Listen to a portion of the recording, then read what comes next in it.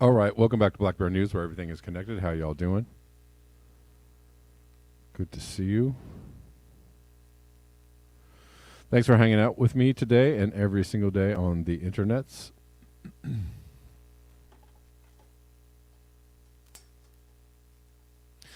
As we talk about this and that, we're live on Callin, Rockfin, and on YouTube. Rockfin people, what's going on? How are you? We have like, is this right? 17,000, halfway to from 17,000 to 18,000 followers on Rockfin.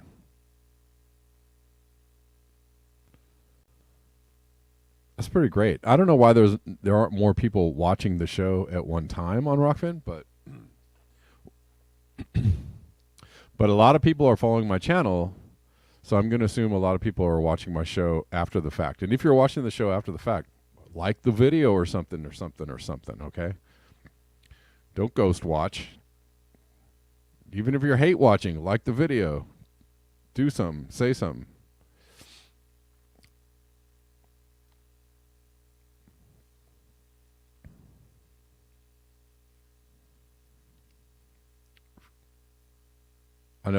I absolutely know for a fact that people are stealth watching this show. Like, watching the show going, that mother... That... Yeah. Which is... just makes me all giddy inside. But anyways. Rockfin watchers, I appreciate you. We're live on Callin. We got some people on Callin. And the YouTube crew as usual.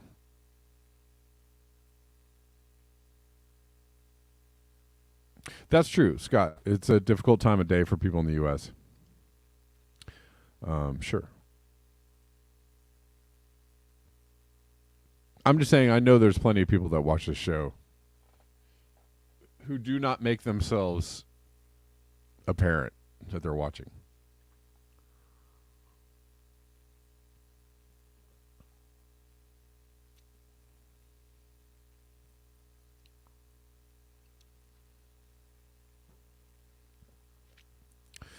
All right. So let's, is there static? Is there anybody else getting static or crackle? Please let me know so I can fix it before we start. Excuse me.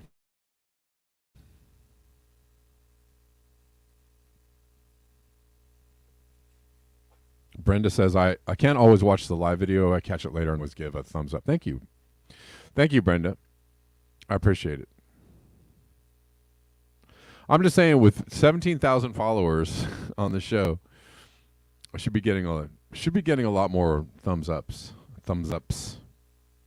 You don't hear it? No? Okay. All right. Great.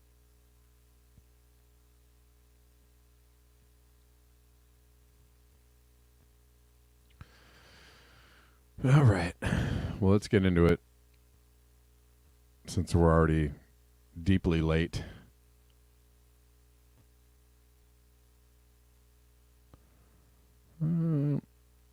This is Climate Defiance, another group that's going out and doing climate actions.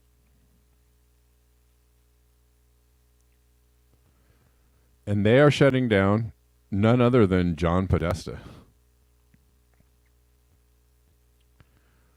John Pedo Podesta. Sorry, gotta call it as I know it to be true.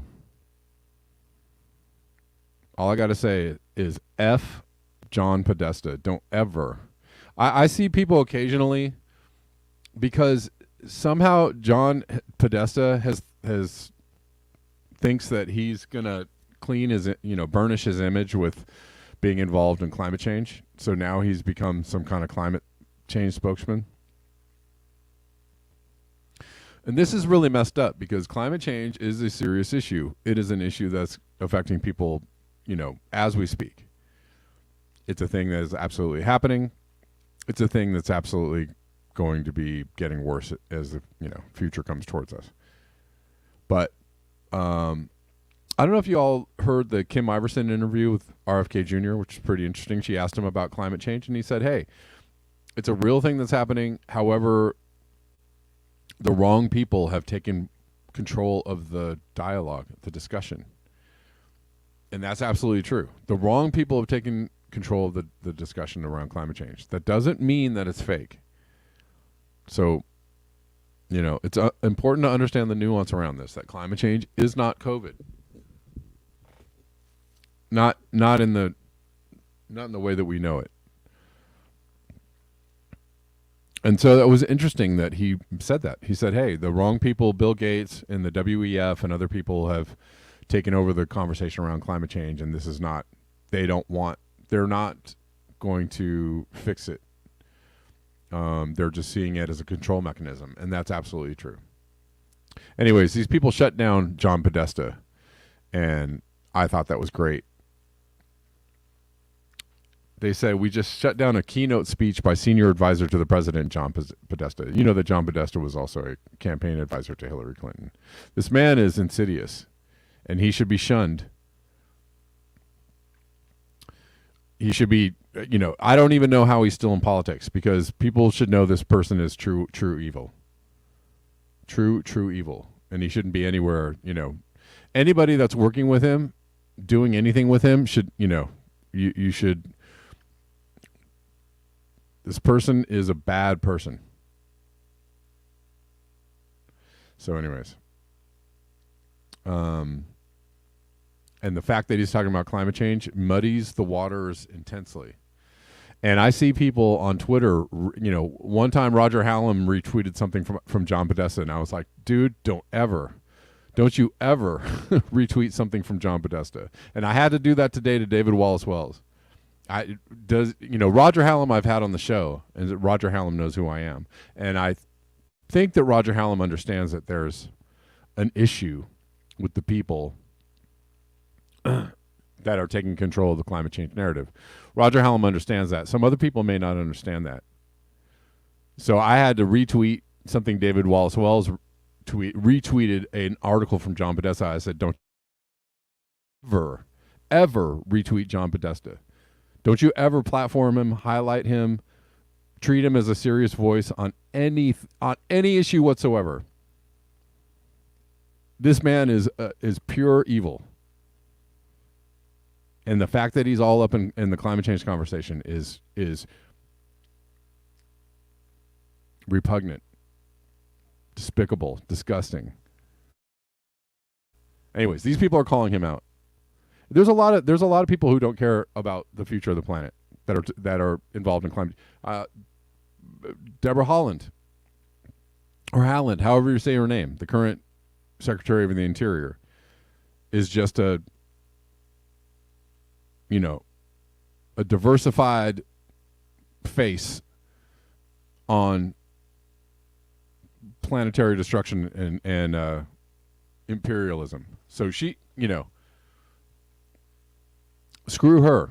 I don't care if she's the first indigenous person as Secretary of the Interior. She's just a spokesperson. She's just a mask for the evil empire, for the the corporations that want to destroy the rest of what's left of the planet.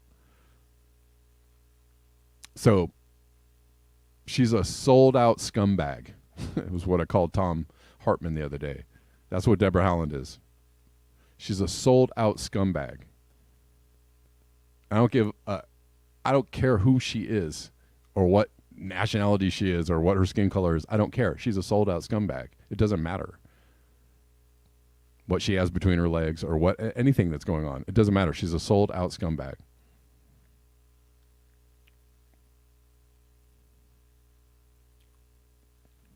And so is John Podesta. But he's worse than that. He's worse than sold out.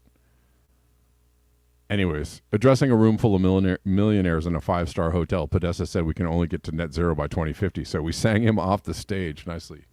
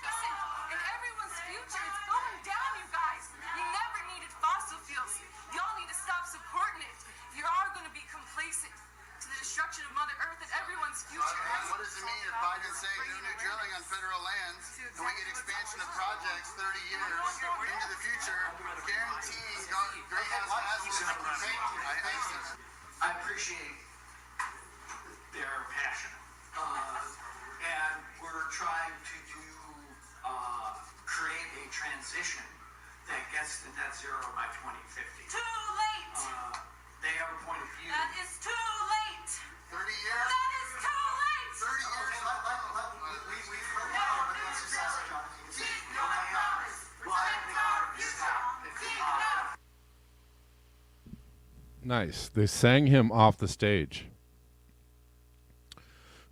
which is what should happen to John Podesta everywhere he goes. On the internet, in real life, anywhere that man is, he should be sung out of the room. Driven out of the room, driven off social media, driven out of being involved in anything whatsoever. That the dude is bad. The dude is a bad dude.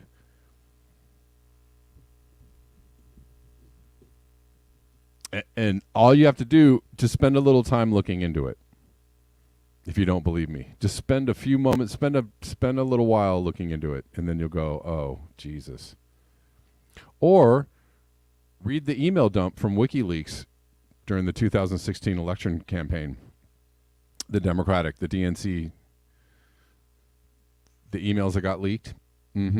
Yeah, read all the emails involving John Podesta, and then you'll go, "Oh, wow."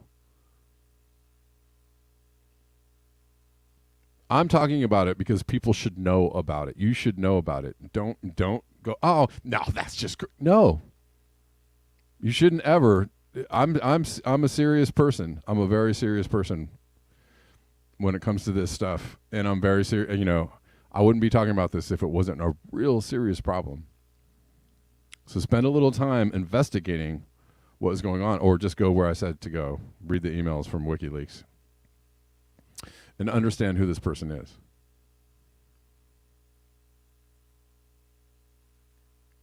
And don't ever retweet this person. Don't ever echo, don't ever, what's the word I'm looking for? Megaphone this person around climate change. Ever, ever, ever.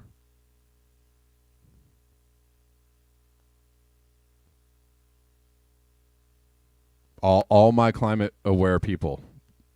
No. That's a no.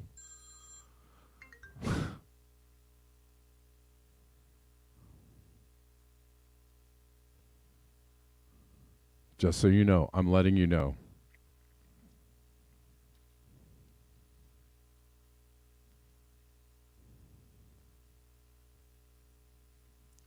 But what he's talking about, hold on, I'm trying to find it. He's talking about putting it in the ground or getting to net zero by 2050, which is, hold on one second. I had something here. Didn't we have something from Steve Austin here? Bionic Man.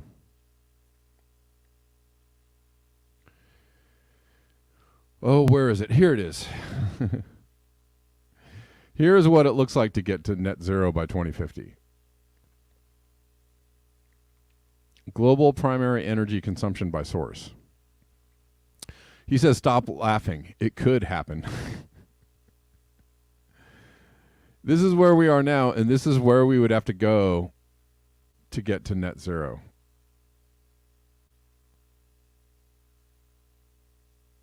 Or bring everything down to zero, I guess. Net zero is a bit of a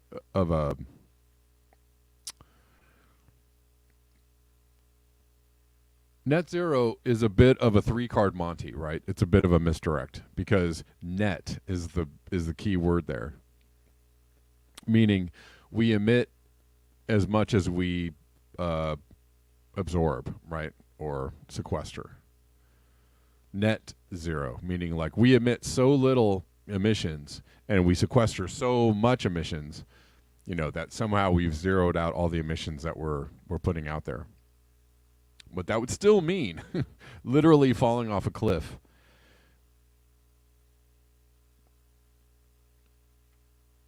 Right? In the next 30 years. Yeah, Caleb Rochester, I'm kind of with you on that one. If you told me one day that I would hate the Democratic Party more than the Republican Party, I probably would have looked at you in disbelief. And that doesn't mean I like the Republican Party. I hate the Democratic Party, and I hate the people involved in it. And if you would have told me that, I would have thought that AOC was the embodiment of evil, and that Tucker Carlson was actually trying to do good things in the world. Maybe had, you know, turned the corner, turned around and become a spokesperson for truth. I would have had a hard time believing it if you would have told me that 10 years ago. But that's where we are now. That's where I'm at.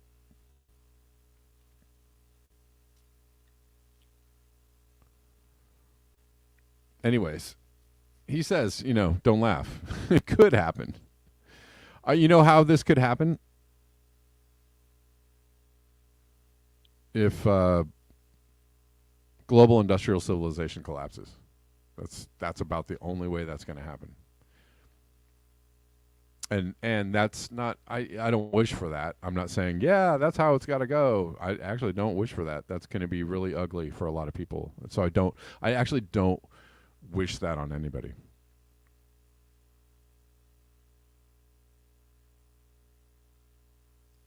But that's basically what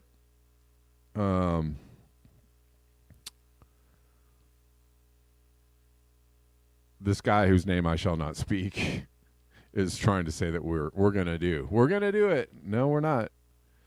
Not like that. I mean, they're not serious about this.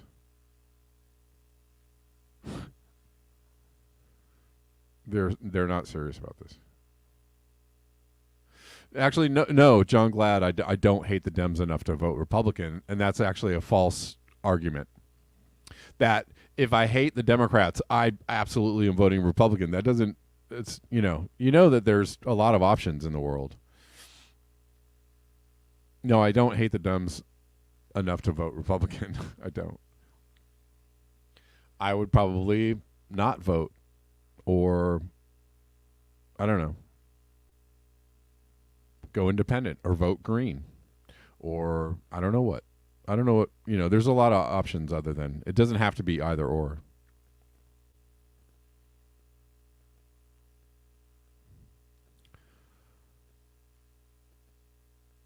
Anyways.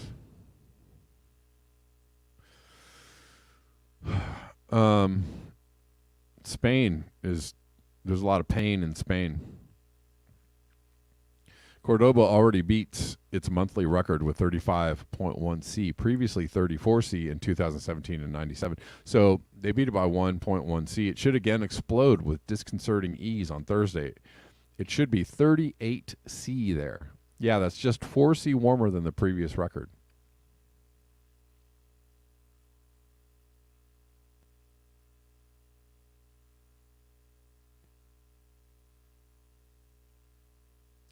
I mean, if there was if I felt that somebody was, represented my values enough to vote for them, I would vote for them. It wouldn't matter what party they were in, whether it was Green, Libertarian, Republican, Democrat, Independent. It wouldn't matter if somebody represented my values enough.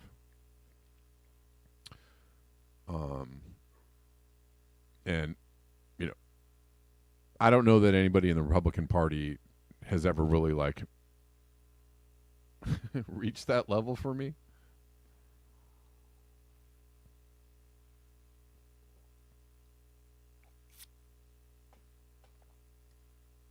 But the false dichotomy is the one that's, also insidious.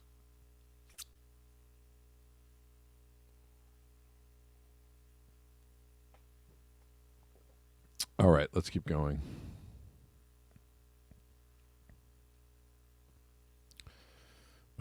Again, for the people in the back that can't understand what's going on the planet, again, from Bionic Man, this is so clear, and we've only just begun to see the scary stuff this will bring. If you can change the composition of the planet's atmosphere, then you can change the planet's climate. I think that's pretty reasonable. After a long stability, the abundance of carbon dioxide, the second most important greenhouse gas after water vapor, has been driven up by 50% in little more than a century. We are here. Again, right, you're right, Basil Peterson. Tucker had both Trump and RFK Jr. on his program, so he had to go.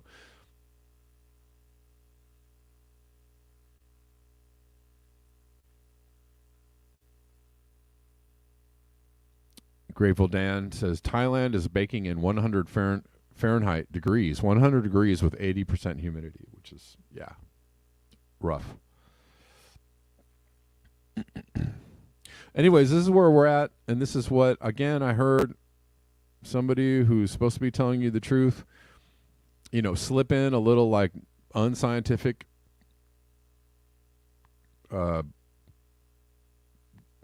doo-doo at the end of their show today. I was like, what the hell?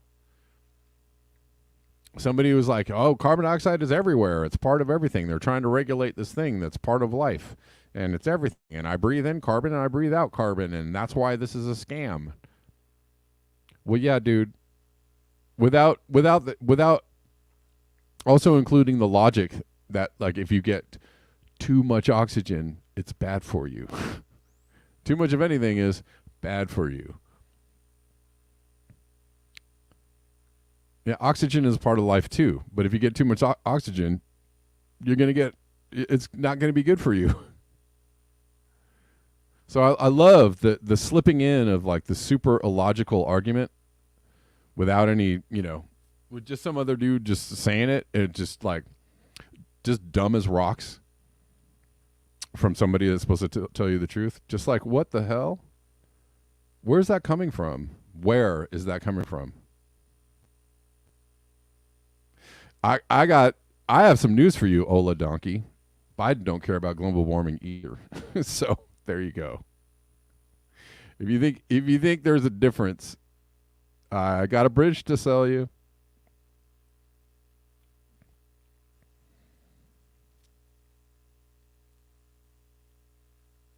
I mean, we know that Trump doesn't care about global warming. That's why he's building a seawall on his, around his golf course. So he doesn't, it's not a thing. I'm building a seawall around my golf course because the sea levels are rising. But I can tell you that, Biden just offered up an Italy-sized chunk of Gulf of Mexico for drilling, was opening up the Alaska to drilling. So he doesn't care about global warming either. It's just that one has, adequately fooled you into thinking he cares, and the other one is just straight up about it. I don't care.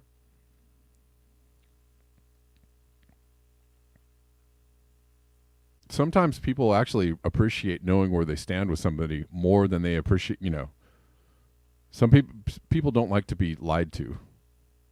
quite so obvious, quite so much. You're right. Both are bad. Oceans were the hottest ever recorded in 2022.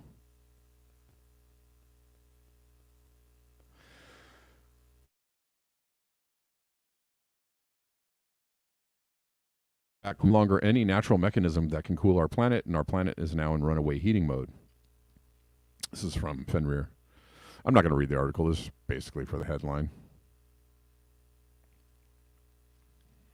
From Doomer Girl News, climate change outpacing the ability of U.S. forests to adapt by tenfold. Places that are forested today may only be able to support grassland. Try as we might, we may not be able to stop that.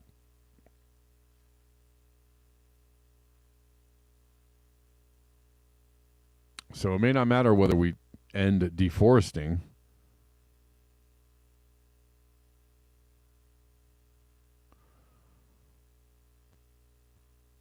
Well, I mean, I think that's John Glad. I think that's the plan. Drill to the end to keep the status quo. I think that's the plan. I think that's the plan. Whether you're got a D next to your name or an R next to your name, that is the plan. And they don't really want to stop that. We need somebody else from somewhere else to come in and go, okay, no, really, seriously, we got to stop this. So it may not matter whether we end deforestation or not, because the warming of the planet may just do the trick for us. At the current rate of warming, forests may not be able to adapt fast enough to stay healthy. This is from a new study in Proceedings of National Academy of Sciences.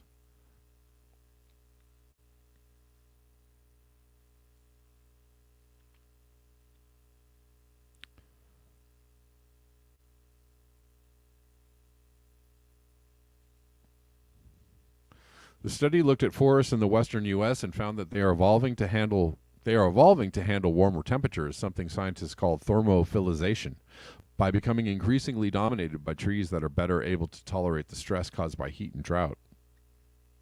However, the researchers found that the rate of this transformation is lagging behind climate change by roughly tenfold.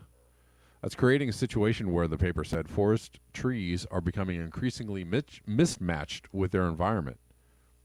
That means trees are more likely to die or be susceptible to fire or insect infestations. So there's that.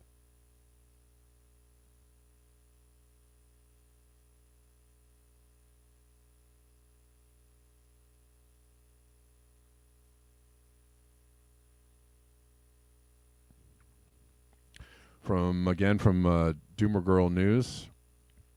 Global research reveals countries with record-breaking heat waves are likely to cause most harm.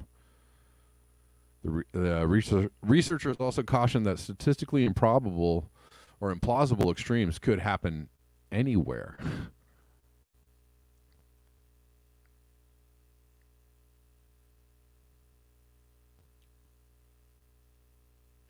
The new study has highlighted underprepared regions across the world most at risk of the devastating effects of scorching temperatures. Countries yet to experience the most intense heat waves are often especially susceptible, as adaptation measures are often only introduced after the event. A high chance of record-breaking temperatures, growing populations, and limited healthcare and energy provision increase the risks. Beijing and Central Europe are also on the list of hotspots. If record-breaking heat waves occurred in these densely populated regions, millions of people would be adversely affected. What do you think that means?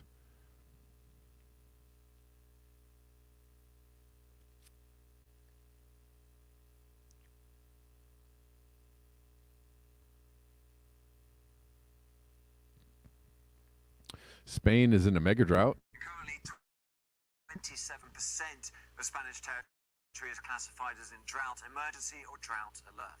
And this shows the 55 hottest temperatures ever recorded in Spain. You can see not many back in the past. The frequency really increasing over the last few years, including the highest ever 47.6 degrees Celsius in Cordoba in 2021. But as hot as it is on the land in so many places, scientists are just as alarmed about what's happening in the ocean. This shows the surface sea temperature for the world's oceans, excluding the polar regions. You can see last year, 2022, 2016, which is hotter, and we'll talk about why in a bit, compared to the average for 1981 to 2011, which is much, much lower. And let's have a look at 2023. This dark red line, you see the trajectory is much steeper. This is unprecedented. If you look at this area of water close to South America, just to its west, it's already very warm there in the red. Scientists think this could mean the start of another El Nino, potentially another powerful one. The effects of that develop over months and years. So as warm as 2023 is likely to be on land and on sea, 2024 could be even hotter. All right. Well, at least that person is kind of giving people a heads up, and that's a nice thing to do, right?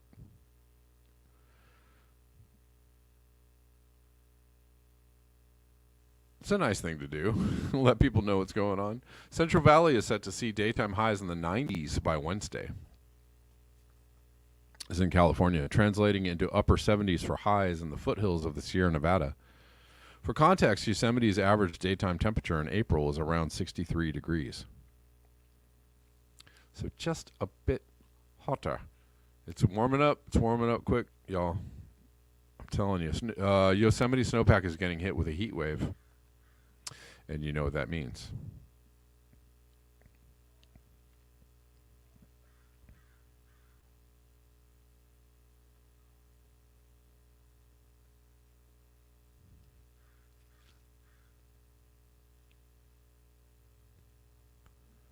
You know what that means. This is interesting. Plastic. Or frightening. Or terrifying. Plastic used in food packaging found in brain 2 hours after ingestion. A study reflects on how these plastic particles can increase the risk of neuroinflammation and neurodegeneration.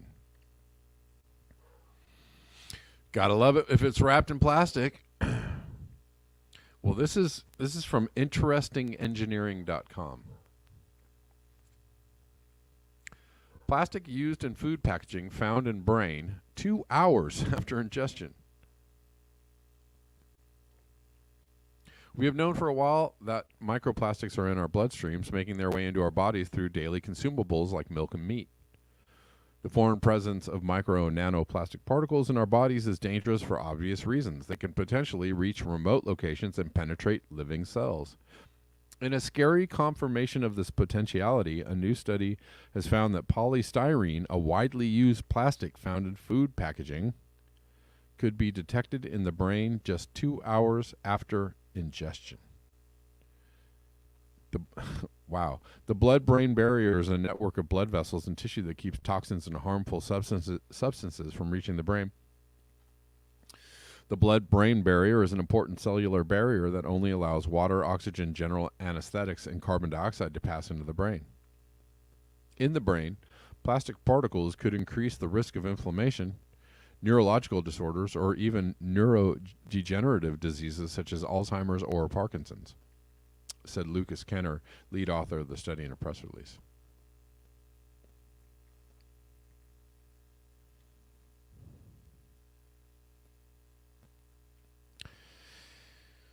All right.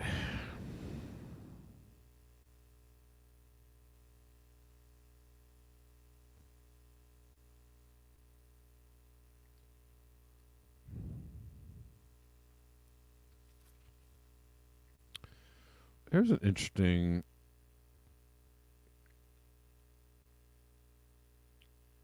article. Alyssa Walker.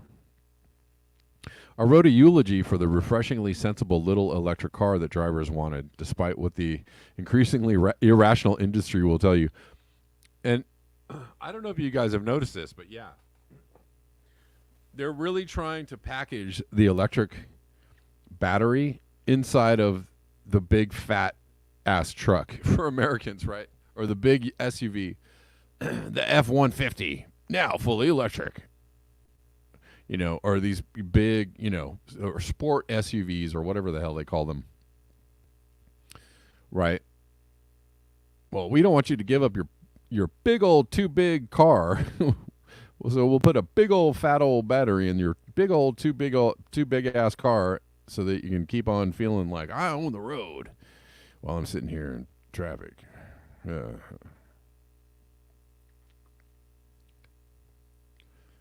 GM is killing the Chevy Bolt to go all in on supersized EVs. Jesus Christ. And this is why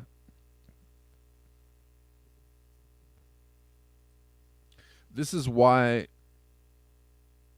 switch to renewables, this is why the electrification of everything, this is why the restructuring of our, retinkering of our infrastructure and all this, going, switching to renewables and all that kind of stuff is not an answer, because it just allows for more, the same levels of consumption and or more levels of consumption, because people are feeling real good about it going green. I got my Tesla. How about you? Love those cars. Right? I got my electric F-150. I got my electric Chevy Suburban. I got my electric whatever, Porsche Cheyenne or whatever the hell they're called. Cayenne? I don't know.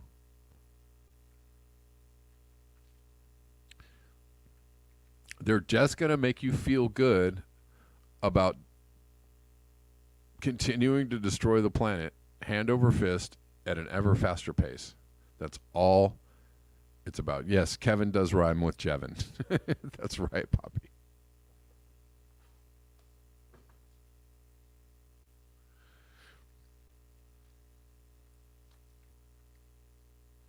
Anyways, GM is killing the Chevy Bolt. CEO Mary Barra made the announcement on Tuesday during an earnings call, saying production on the electric vehicle will wrap at the very end of the year, and the industry is increasingly dominated by bigger, heavier, and deadlier vehicles. The Bolt was a refreshingly sensible little car. It's compact and starts at $26,000 and more or less functions like a gateway drug to consumer vehicle electrification. But automakers are largely abandoning small electrical vehicles, at least in the American markets. That's bad news for our streets and wallets. The news of the Bolt's demise came after it delivered GM its best ever quarter for EVs. Wow. Let me tell you that Americans are dumb. And I love to just say the most obvious things. It's how I rock.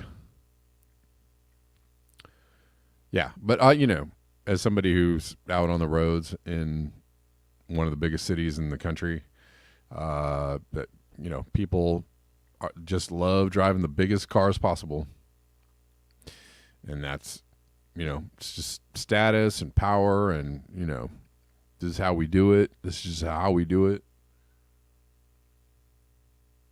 and all the sorry, I'm about to offend some people. All the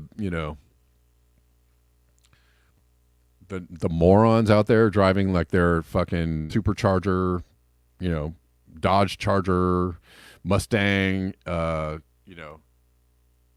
whatever they are, with the supercharged, I don't know what it's called, hyped up engines. I mean, that's an absolute epidemic of moronitude. And people are super into it. Oh yeah, I got a Dodge Charger, I got a Mustang. Yeah, bro. It's just, bro culture is like full steam ahead.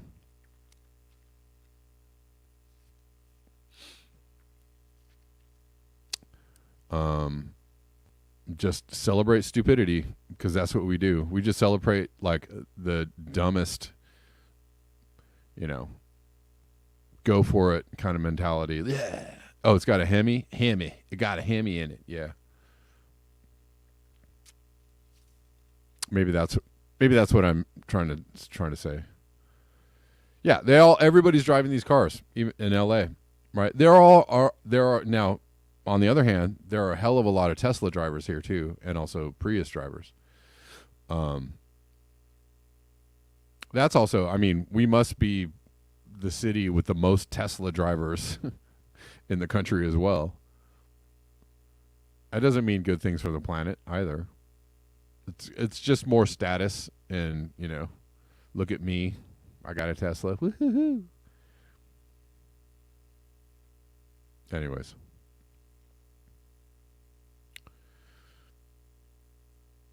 we just love our cars, and we love our big old powerful cars. We love our cars. We got a drive big ass fat cars.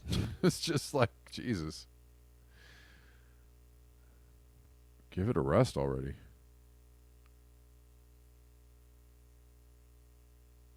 But that's how we're going till we drive into a wall. We'll all drive into a wall together.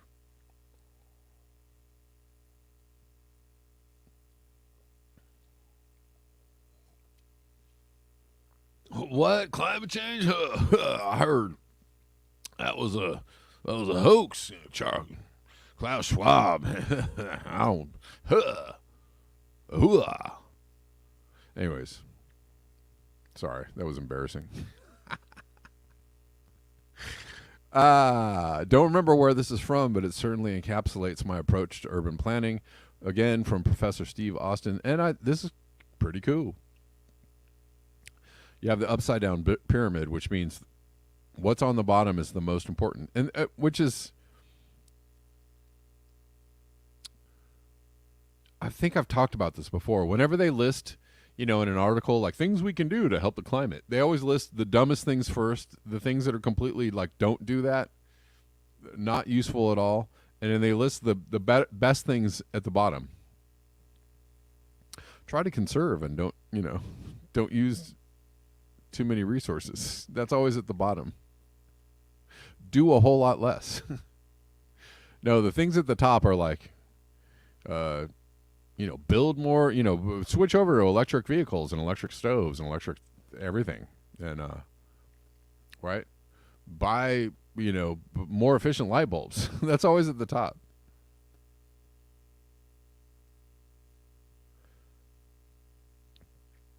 So in this, it's upside down, right? And which means right side up. Build nothing, build nothing at the top. Build nothing. Don't do it. Build less. Build clever. Build efficiently. Minimize waste. So build efficiently. Yeah, that's cool, but that's least important. That's not the first go-to. The first go-to should be like, does it even need to happen? And the answer is usually nope. It doesn't even need to happen. So just stop right where you are. Use less stuff. At the top of this upside down pyramid, use less stuff. Not specify low carbon or where's it from or how's it made. No, it doesn't matter. What's it packaged in? No, just don't do it. Just how about no to the whole thing? And if you absolutely must do the thing, then go for specify low carbon, build efficiently, minimize waste, right?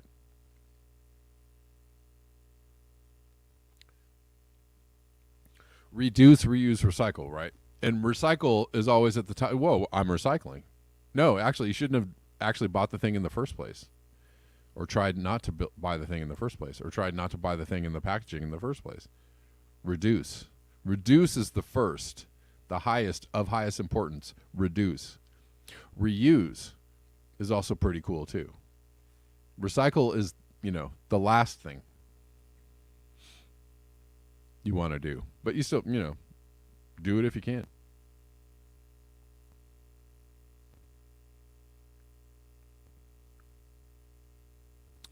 All right. So, yeah, there was pretty good if you like RFK Jr. and you're a fan of his message, and there's that Kim Iverson interview is pretty good. And here is RFK Jr. talking about how she said, how are you gonna fix the corruption in the government. And he was like, "Oh, I have the ideas." Okay. So it's not just a phrase, drain the swamp. It's not just a phrase of like, all the oligarchs are bad. The 1%. We've got to deal with the 1% at the top. No, he's got actually, not just catchy slogans and stuff. He's like, no, I actually have things that I could do. I'm not intimidated by the agencies. I know how they work and I know how to change them. And most of those changes you do not need Congress for. President Trump could have done it, had the power to do it himself, and President Biden has the power to do it himself. And I'll give you an example. With a stroke of the pen, you can change back the rule that allows pharmaceutical advertisers to do direct-to-consumer ads on television. That's one of the big problems. That's why one of the reasons we have this entrenched agency capture, not only of Congress, because they control the airwaves, they control the evening news. 75% of the revenues for those evening news shows are, Anderson Cooper is coming from Pfizer and other pharmaceutical companies. So, and those companies are dictating content on those shows, and they dictate the official narratives. And they're able then to exercise huge control over Congress. So Congress is terrified of them. But with a stroke of the pen, you can say this is not good for the health of our country, which it isn't. We spend 3 times more than any other country for pharmaceutical drugs because of all this advertising. And we have the worst health outcomes of any. I think we're 79th in the world. Not that overnight as president. Anyways, he's saying he knows how to do it and he's not afraid of the task at hand. And hey, here he is talking with the business model for vaccines with Mike Tyson.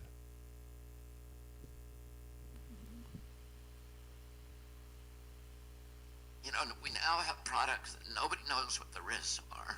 But we do know that the same year that we passed all of that, they put them on the schedule, you had this explosion of chronic disease.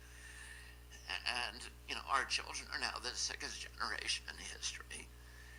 And CDC shakes its, shrugs its shoulders and say, if you say, where's this autism epidemic coming from? They say, we don't know. Right.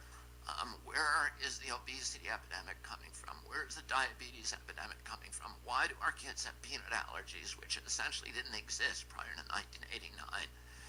How about all the attention deficit stuff? Yeah, and all of that as is well directly linked to vaccines in the scientific literature. On our website, we have 1,400 studies, peer-reviewed studies, published on NIH's website, PubMed, linking it to linking various vaccines to all of those injuries. So what are they doing this for, money? Well, they're making $60 billion a year selling us vaccines, but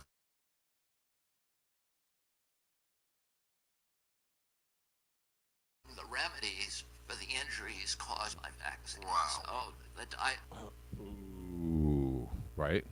Don't give up the game. diabetes medication, the Adderall, the Ritalin, the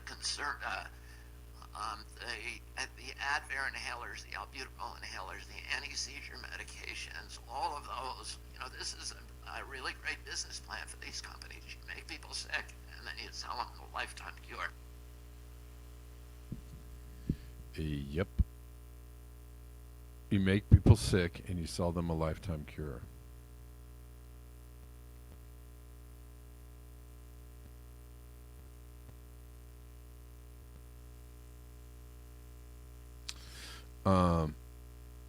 Reflect the Sun says we're kind of stuck buying a dependable car now as we have a Mazda 2006 Outback 2008. Both need thousands of repairs for a family of 4. Yeah, I mean, look, I understand. People need things, right? People, I know very clearly how difficult it is, to just snap your fingers and, live outside of the system. And that, people have to go to work and people have to, do, so you can't end all of your consumption. You just be wise about it. As wise as you can possibly be. You can resist. Replacing the old car with the new car. If you don't need to, you can you can do that stuff. But if you need to, if it's a necessity, if you have to do it, if you're at a point where you need to upgrade in order to even keep functioning, then you just try to make the best choices you can. But it's difficult in this. If you live within the structure and you have to function in a normal way, then you're forced to make these choices, and sometimes they're never easy. They're never easy. I mean, cars have been unfortunately, a part of my, a lot of what I've done for a living for a long time, right? So my MO forever was buying an older car, that was still in pretty good shape, off on the cheap, and I would just drive it into the ground. That was my MO for a while. But then I was in a position where I was like, well, I gotta do, I gotta get something that's actually gonna get me through a couple of years. And I ended up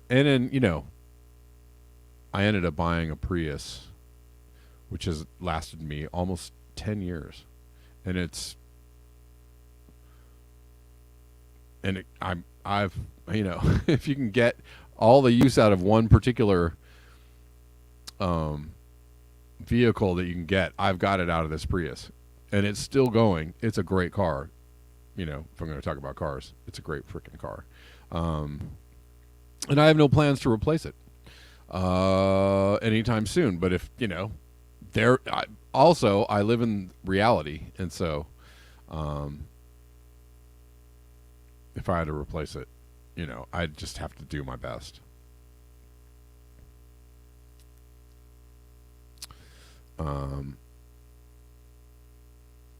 Yes.